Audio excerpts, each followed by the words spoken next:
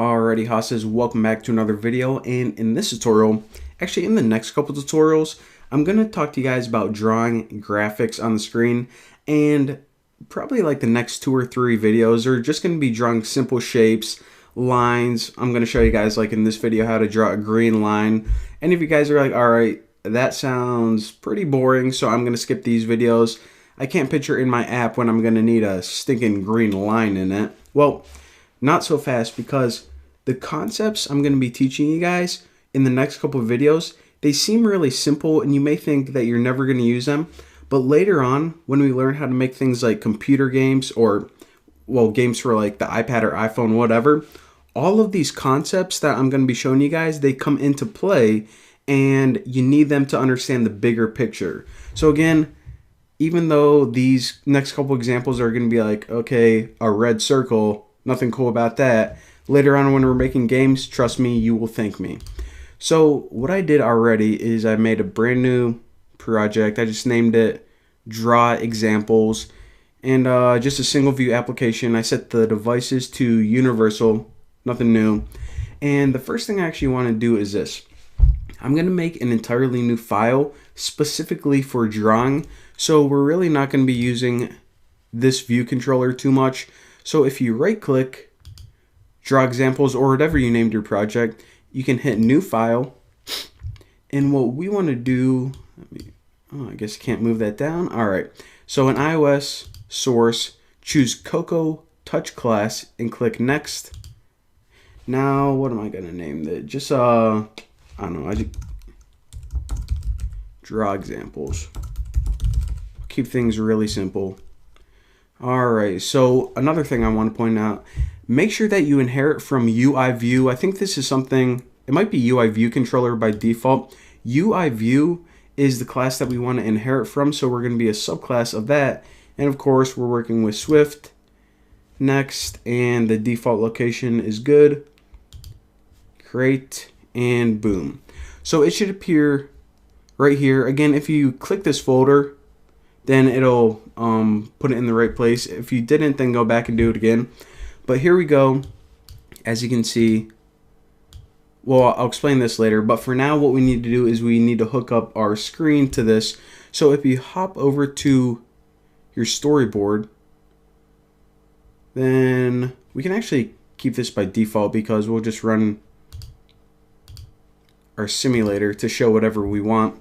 But what we want to do is, with your storyboard selected, go to the identity inspector and make sure that you have your view selected. So click somewhere in this white area and change the class to Draw Examples or whatever you named that class. So, alright, we created a class. We now hooked up this view to it and we should be good. So if we go back to drawexamples.swift, then check this out. First of all, I'm going to delete all these top comments because they're annoying me. And for here, it says, okay, only override draw rect if you perform custom drawing. Well, that's what we want to do. So let's go ahead and delete these right now. So I'm going to delete this first comment right there. And it gave you like kind of a comment within a comment. So we can actually just delete all the comments. There we go. And if you accidentally deleted that, then you can just type it out. But it gives you this one method by default, this one function in here. So what the heck is it? Draw rect. All right. So all I can do in here is draw a bunch of rectangles. That's kind of dumb. Well, believe it or not, draw rect, it isn't for drawing rectangles. It's for any drawing or any graphics that you want to add. You can write a method, and I'm going to show you guys in just a second, inside this function. So we can, of course, we can draw rectangles if we want to in here, but we can also draw circles and lines, and we can draw, what else? Like, we can actually put images in here. Like, I can put an image of my face and draw it on the screen. Cool things for games so they can interact with each other. Everything is going to go inside this draw rect method. So how do we draw crap on the screen? Well, it's kind of, I don't want to say like a 3-step process, but the first thing we always need to do is get a context. Now, I'll just write this. the context is the object used for drawing. What do I mean by that? Well, we need to draw something on the screen, and it's like, okay, you have to give me like some information of what you want to draw. Do you want to draw something blue? Do you want it to be a line, a square? Your context is where you set all of that. So in this example, I'm going to get the context, and we'll just give it some basic settings, like set the width of it to, I don't know, like 3 points, and set the stroke to like green or blue, whatever. But it's kind of like a really fancy paintbrush that you can draw cool crap with. But it's, I say really fancy because you can use it to draw like pictures and stuff too. So if you just make a variable called context, what you do is you set this equal to UI graphics get current context right there. So what this does, is it just gives you a customizable object or that really fancy paintbrush, and it is now stored in context. So once you have that, right now it's just blank. It doesn't have any settings whatsoever. So let's go ahead and apply a couple settings to it so it knows how to draw. So the first one is CG context. I hate there's so many methods of context set line width. So of course this is going to say, okay, first of all, what are you trying to set it on, the context, and what is the width of it? And we'll just say 3.0. Don't go like above 7 or else it's going to be really thick. 3.0 is pretty good. Should show up good on the tutorials. So now we can draw lines with 3-point thickness. So let's go ahead and give it a color right now. So CG, and this is set stroke color with color right there. So what this does is it gives a color to our context, which is our drawing object, and the color, this is actually kind of weird. It's UI color dot, and what color do I want? Let's go, I don't know, purple color. Why the heck not? There's like purple color, green color, red color, blue color, pretty much all the ones you want to think of.